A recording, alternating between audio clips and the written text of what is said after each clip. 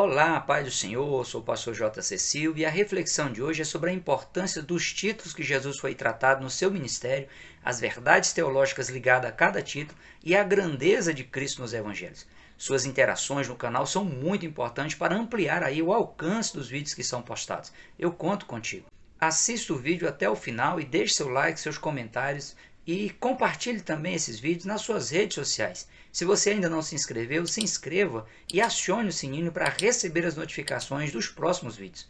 O versículo do dia está em Isaías capítulo 9, versículo 6, que diz: Porque o menino nos nasceu, um filho se nos deu, e o principado está sobre os seus ombros, e o seu nome será Maravilhoso Conselheiro, Deus Forte, Pai da Eternidade, Príncipe da Paz.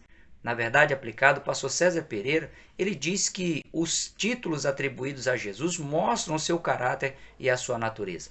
O texto de referência está em Mateus capítulo 16, versículos 13 a 17. E chegando Jesus às partes de Cesareia de Filipe, interrogou os seus discípulos dizendo: Quem dizem os homens ser o Filho do Homem? E eles disseram: uns João Batista, outros Elias, e outros Jeremias ou um dos profetas. E disse-lhes ele: E vós, quem dizeis que eu sou? E Simão Pedro respondendo disse: Tu és o Cristo, o Filho do Deus vivo. E Jesus respondendo disse-lhe: Bem-aventurado és tu, Simão Barjonas, porque não foi a carne e sangue quem te revelou, mas meu Pai que está nos céus. Título é a forma de rotular, de nominar algo ou alguém com o objetivo de indicar as suas qualidades, suas atribuições, suas principais características e suas virtudes. Os títulos de Jesus registrados nos evangelhos evidenciam os significados da obra de Jesus na terra, o caráter da sua natureza divina e humana, bem como a profundidade com que Jesus desenvolveu o seu ministério. Os dois primeiros títulos utilizados pelos evangelistas, eles apresentam Jesus como Senhor e Salvador, rigorosamente nessa ordem, Senhor e Salvador. Pois antes de ser considerado por alguém como Salvador, Jesus ele precisa ser reconhecido e aceito como Senhor absoluto.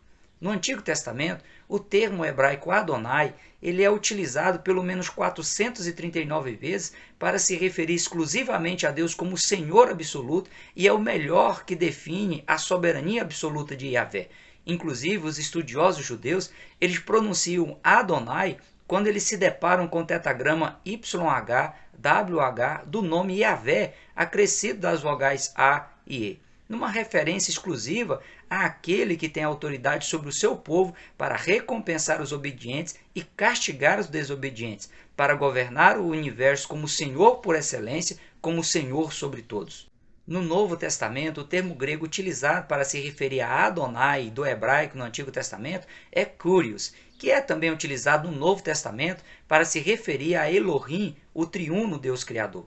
Ou seja, Kyrios no grego é o termo que descreve Deus como sendo um ser supremo absoluto que governa o universo como Senhor por excelência, como Senhor sobre todos, que é o termo encontrado no Novo Testamento. Jesus, com a intenção de alcançar os mais sublimes sentidos de sua posição de Senhor absoluto e para se associar aos atos proféticos do Antigo Testamento, ele próprio assumiu esse título em diversas passagens dos evangelhos. Em Mateus capítulo 7, versículos 21 e 22, Jesus ele se apresenta como Senhor absoluto, capaz de permitir ou de bloquear o acesso de pessoas ao reino de Deus. Em Mateus capítulo 9, versículo 38, Jesus ele se apresenta como o único Senhor, como o único proprietário da seara, com autonomia de contratar e enviar trabalhadores para a sua seara. Em Mateus capítulo 12, versículo 8, Marcos capítulo 2, versículo 8 e Lucas capítulo 6, versículo 5, Jesus, ao ser acusado pelos fariseus de ter recolhido espigas em uma seara para se alimentar com seus discípulos, Jesus disse que ele era Senhor, que tinha autoridade até mesmo sobre o sábado, sobre o dia de descanso semanal. Por isso, ele poderia ter feito o que ele fez. Inclusive, Jesus citou o exemplo do rei Davi e seus guerreiros que se encontraram com o sacerdote Abiatar no templo e se alimentaram dos pães da propiciação, o que até então só era permitido aos sacerdotes. Davi o fez porque ele era rei, ele era senhor da terra de Israel, ungido por Deus. Mateus capítulo 22, versículos 41 a 45, Jesus contrapôs aos que o chamavam como filho de Davi, pois como ele poderia ser filho de Davi se o próprio Davi o chamou de Senhor? Como Senhor, Jesus tinha sua origem na eternidade anterior ao rei Davi. Em Marcos capítulo 5, versículo 19 e Lucas capítulo 8, versículo 39, Jesus, ao libertar o endemoniado de Gadara, ele o mandou ir aos seus familiares para contar o que o Senhor absoluto, com autoridade sobre os demônios, havia tido misericórdia dele e o libertado.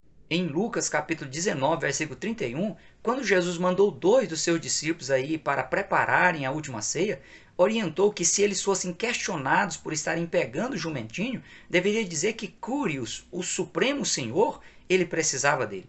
Em João capítulo 13, versículo 13, quando foi chamado de Cúrios, de Senhor Supremo por seus discípulos, Jesus afirmou: "Dissestes bem, porque eu sou." Como Senhor, Jesus tinha autonomia para fazer o que quisesse fazer e as pessoas precisavam vê-lo e aceitá-lo nesse nível de autoridade suprema absoluta e se submeterem a ele sem questioná-lo ou contradizê-lo. Só quem reconhece a amplitude do senhorio de Jesus consegue se render e se submeter à sua vontade de forma voluntária e resiliente. Na associação do termo grego Cúrios com o termo grego Adonai, no Antigo Testamento, e com o tetragrama YHWH do nome Yahvé, utilizado por Isaías para se referir ao que estava sentado no trono, Isaías ele registrou a exclamação dos serafins diante do poderio e do domínio desse Senhor sobre todos os poderes, quando ele disse: eles clamavam uns para os outros, dizendo: Santo, Santo, Santo é Adonai, é o Senhor dos exércitos, toda a terra está cheia da sua glória.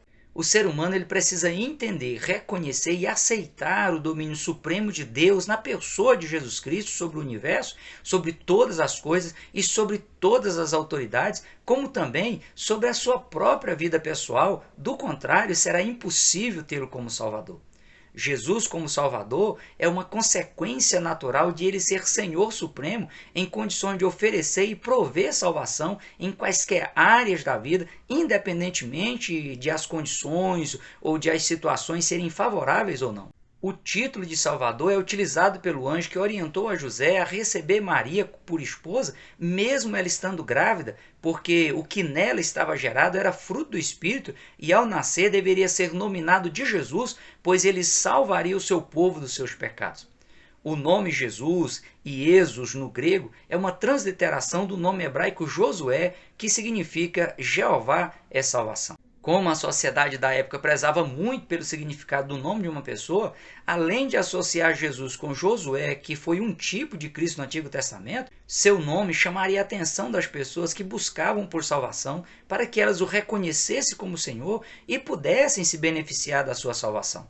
Além disso, o título de Jesus, de Salvador, dentro da conjuntura política de domínio romano sobre os judeus, associou Jesus com Moisés do Antigo Testamento, que foi a pessoa usada por Deus para salvar os judeus e libertá-los do cativeiro egípcio, dando-lhes a oportunidade, a liberdade de servirem a Adonai e se estruturarem como uma poderosa nação. Ou seja, o título de Jesus como Salvador apresentava um conceito muito abrangente, pois os judeus precisavam de salvação, de libertação no sentido político, no sentido físico, mas principalmente no sentido espiritual, para retomarem a comunhão plena com Deus, serem literalmente salvos dos seus pecados e adorar a Deus em espírito e em verdade. Em Lucas capítulo 19, versículo 10, Jesus afirmou que o Filho do Homem ele veio buscar e salvar o que se havia perdido. Em João capítulo 3, versículo 17, na conversa de Jesus com Nicodemos, Jesus afirmou que Deus enviou seu Filho para que o mundo fosse salvo por ele. O que os judeus não entenderam, e essa ausência de entendimento abriu a porta de salvação aos gentios, aos povos das outras nações da terra, foi que a missão de Jesus tinha como prioridade inicial a salvação no âmbito espiritual, pois eles esperavam e tinham como prioridade que Deus enviasse um Salvador, um libertador que resolvesse suas questões políticas e os tirassem debaixo do jugo do domínio romano e de quaisquer outros regimes políticos que futuramente viessem a querer se sobrepor à nação de Israel. Esse tipo de salvação, de libertação, já havia ocorrido quando do fim do cativeiro egípcio e o povo hebreu não aproveitou a oportunidade dada por Deus, se curvaram aos mais variados deuses do território de Canaã, abandonaram a Adonai, o supremo Senhor do universo. Na época, eles amaram a Deus como Salvador, mas não o tiveram como Senhor. Agora, na pessoa de Jesus, primeiro a pessoa precisa tê-lo como Senhor absoluto para experimentar a sua salvação espiritual, obter perdão dos seus pecados, ter a vida transformada por completo para, num futuro próximo, serem libertos do domínio político humano, terreno, corrupto, ímpio, imoral e satânico, que iniciará no momento do arrebatamento da igreja e se concretizará na implantação de novos céus e nova terra. Os títulos que revelam Jesus como profeta e sumo sacerdote também estão associados com as referências a Jesus no Antigo Testamento, que apontava para uma esperança escatológica, uma esperança futura, para um personagem que surgiria exercendo os ofícios de profeta e de sacerdote. Como profeta, Jesus ele foi comparado com Moisés, que no Antigo Testamento também foi um tipo de Cristo, e foi o próprio Moisés que declarou que Deus ele levantaria um profeta como ele e que as pessoas deveriam ouvir, deveriam atender às orientações desse novo profeta que surgiria no futuro. O ministério profético no Antigo Testamento tinha uma relevância muito grande para os judeus.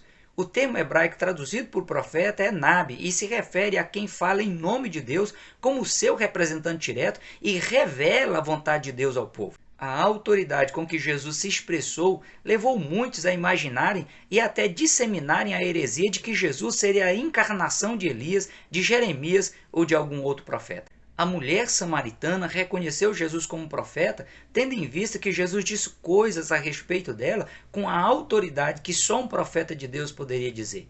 Jesus, como profeta, ele foi representante direto de Deus junto à humanidade, revelou a vontade de Deus de forma clara e objetiva, se mostrou superior a todos os profetas do Antigo Testamento, pois ele era a própria expressão da vontade de Deus. Ele era o ele seja da obra criacional, o verbo divino capaz de revelar e fazer as coisas acontecerem a partir dele mesmo. Jesus ele exerceu seu ministério com autoridade que impressionava até mesmo seus opositores, pois como profeta ele era ungido de Deus. Apesar de nos evangelhos o termo sacerdote não ser aplicado de forma direta a Jesus, ao se analisar as atribuições de um sacerdote, fica evidente que Jesus também exerceu o ofício sacerdotal. Tanto é que o escritor aos Hebreus ele apresenta Jesus como um sumo sacerdote superior ao sumo sacerdote do Antigo Testamento. No Antigo Testamento, apenas reis, profetas e sacerdotes eram ungidos com o azeite da unção. A unção ela simbolizava que a pessoa ela estava sendo separada para uma missão especial com a autoridade de Deus para desenvolvê-la. No caso dos sacerdotes, a unção ela representava a autoridade para que os sacerdotes intercedessem pelo povo diante de Deus e desse suporte espiritual ao povo nos rituais da lei mosaica. Os sacerdotes eles ofereciam os sacrifícios, instruíam o povo acerca da vontade de Deus. E como sacerdote, Jesus advogou no mundo espiritual, intercedeu por todo tipo de pessoa que se dispôs a procurá-lo em busca de refúgio, de proteção, de cura, cura física, cura espiritual, libertação, de perdão dos pecados e de instrução acerca do reino de Deus. Já o sumo sacerdote, uma vez por ano, ele oferecia um sacrifício em prol de toda a nação e acessava o lugar santíssimo para interceder diante de Deus pelo povo. A saída do sumo sacerdote com vida do lugar santíssimo representava que Deus havia aceito o sacrifício e a intercessão do sumo sacerdote e perdoado a nação por seus pecados. E no Evangelho de João, no capítulo 17, Jesus ele proferiu a mais bela e rica oração sacerdotal de todos os tempos, na qual Jesus intercedeu por todos que haviam crido nele e que ainda iriam crer nele ao longo da história da humanidade. Já como sumo sacerdote perfeito e eterno, Jesus ele se deu a si mesmo em sacrifício para aplacar a ira divina contra o pecado da humanidade, para remir de toda a iniquidade e purificar para si um povo especial, zeloso e de boas obras. Um fato interessante também que deve ser observado e lembrado aqui é que dentro dos territórios destinados como moradia dos sacerdotes havia as cidades de refúgio. Caso uma pessoa, por acidente ou por legítima defesa, cometesse um crime, ela poderia fugir para as cidades de refúgio para ter o direito de se defender diante das autoridades religiosas e civis da época. A pessoa podia ficar na cidade de refúgio até a morte do sumo sacerdote. Tendo em vista que Jesus foi tentado em tudo e permaneceu puro, ele pode compadecer das fraquezas dos seres humanos que se dispuserem a clamar por ele, com um detalhe: quem se refugiar em Jesus como as pessoas faziam nas cidades de refúgio do Antigo Testamento, essas pessoas podem estar tranquilas, que estarão seguras por toda a eternidade, pois Jesus é o único sumo sacerdote que nunca vai morrer, ele é eterno, segundo a ordem de Melquisedeque. O sumo sacerdote do Antigo Testamento era a pessoa a quem todos procuravam para resolver suas causas impossíveis. Hoje, com maior segurança, o ser humano pode crer e confiar em Jesus Cristo as suas causas impossíveis. Nos evangelhos encontramos também títulos que revelam a divindade de Jesus, a sua alta existência, bem como a sua pré-existência, que são temas teológicos de alta relevância nos tratados a respeito da pessoa de Jesus, o Deus que se tornou homem, que se fez ser humano, sem deixar de continuar sendo Deus, apenas não se utilizando temporariamente dos seus atributos divinos. No primeiro versículo, o evangelista João diz: no princípio era o Verbo, e o Verbo estava com Deus, e o Verbo era Deus. João diz que o Logos, que é a palavra, no princípio estava com Deus e era o próprio Deus. Ou seja, Jesus ele coexistiu e era uno com Deus Pai e com Deus Espírito Santo.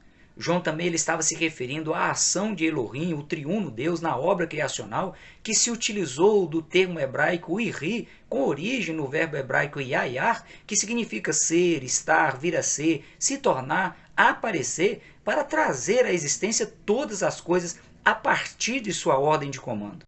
Como o verbo hebraico yayar foi conjugado na forma jussiva, iri, a transliteração literal do termo iri é ele seja, evidenciando assim a integração entre Deus e a obra criada, dado a força da imperatividade divina para que as coisas viessem à existência a partir da sua expressão verbal, do logos, da palavra pronunciada pela boca de Elohim. No caso, o termo hebraico iri, o ele seja, era o próprio Cristo no princípio, fazendo por ele mesmo as coisas acontecerem, sem a necessidade de nenhuma partícula material pré-existente, como bem expressa o evangelista João. Todas as coisas foram feitas por ele, e sem ele nada do que foi feito se fez. E o Verbo se fez carne e habitou entre nós, e vimos a sua glória como a glória do unigênito do Pai, cheio de graça e de verdade. O evangelista João faz questão de ressaltar a superioridade de Cristo sobre qualquer conceito de verdade ou de ser supremo, pois Jesus veio pleno, completo, perfeito, cheio de graça e de verdade. João Batista, conforme profetizado por Isaías e reconhecido por ele mesmo, foi o responsável em preparar o caminho e apresentar o Deus que se tornou um ser humano comum para efetivar a maior obra de salvação, de redenção da humanidade. Em 1 Timóteo capítulo 3, versículo 16, Paulo reconhece dizendo: sem dúvida alguma, grande é o mistério da piedade. Aquele que se manifestou em carne foi justificado em espírito, visto dos anjos, pregado aos gentios, crido no mundo e recebido acima na glória. Por último, e não menos importante, vamos analisar o título de Jesus como Filho de Deus. Esse título ele expressa a maneira particular e única de Jesus que foi gerado no ventre de uma mulher virgem, sem nenhum tipo de contato sexual com o homem. O próprio anjo, mensageiro da notícia da gravidez a Maria, lhe disse: descerá sobre ti o Espírito Santo e a virtude do Altíssimo te cobrirá com a sua sombra, pelo que também o santo que de ti há de nascer será chamado Filho de Deus. Ou seja, o fato de Jesus gerado no ventre de Maria ser considerado santo, de ele estar isento de herdar o pecado original, de ele não ter sido fruto do desejo imperfeito de dois seres humanos, é a sua filiação divina. Os textos que indicam que Jesus era filho de Davi é apenas uma alusão à sua origem e natureza humana, descendente de Davi, como um direito a sucedê-lo no trono de Israel. Já o título de Filho de Deus é uma alusão ao relacionamento íntimo de Deus Pai com Jesus, o Deus Filho, bem como a sua origem divina. Foi o fato de Jesus sustentar a sua origem divina que o levou à cruz, pois isso foi considerado pelos judeus como uma blasfêmia contra Deus. O pastor César Pereira ressalta que Jesus, como Filho de Deus, ele veio trazer a mensagem de esperança e dar o direito de salvação eterna à humanidade. Em João capítulo 1, versículos 12 e 13 diz: a todos quantos o receberam, deu-lhes o poder de serem feitos filhos de Deus, aos que creem no seu nome, os quais não nasceram do sangue, nem da vontade da carne, nem da vontade de varão, mas de Deus. A filiação por adoção mediante a confissão de fé em Jesus dá ao ser humano o direito de ser nominado de filho de Deus, de ter o direito à herança espiritual no reino de Deus. fica claro que cada cristão precisa valorizar e preservar os valores do reino de Deus na terra por meio de uma vida cristã autêntica e da proclamação do amor de Deus ao maior número de pessoas possíveis, para que elas também tenham oportunidade de também se tornarem filhas de Deus. O apóstolo João ele exaltou o grande amor de Deus, dizendo: Vede com grande caridade nos tem concedido o Pai, que fôssemos chamados filhos de Deus, por isso o mundo não nos conhece, porque não conhece a Ele. Os vários títulos atribuídos a Jesus nos evangelhos ressaltam a importância da sua missão na concretização do plano de redenção da humanidade. As verdades teológicas contidas nos títulos, elas dão os elementos necessários para consolidar a fé cristã e condicionar o cristão a responder com mansidão à razão da esperança que ele sustenta no seu coração. Embora Jesus seja infinitamente maior do que a grandeza dos títulos atribuídos a ele, pois ele vai além da compreensão humana, a grandeza de Jesus revelada pela ação do Espírito Santo e apresentada nos evangelhos por meio dos títulos atribuídos a Jesus é o que cada pessoa precisa para se livrar da condenação eterna, para se refugiar em Jesus. Reflita com carinho sobre tudo que foi colocado nessa lição sobre os títulos de Jesus nos evangelhos. Se for o caso, faça os ajustes necessários, realinhe suas convicções com os ensinamentos de Jesus acerca dele mesmo nos evangelhos, desfrute do melhor de Deus para a sua vida nessa terra e, por fim, você estará na eternidade com o Senhor Jesus Cristo. Até o próximo encontro, conectados na lição, prossiga na paz do Senhor.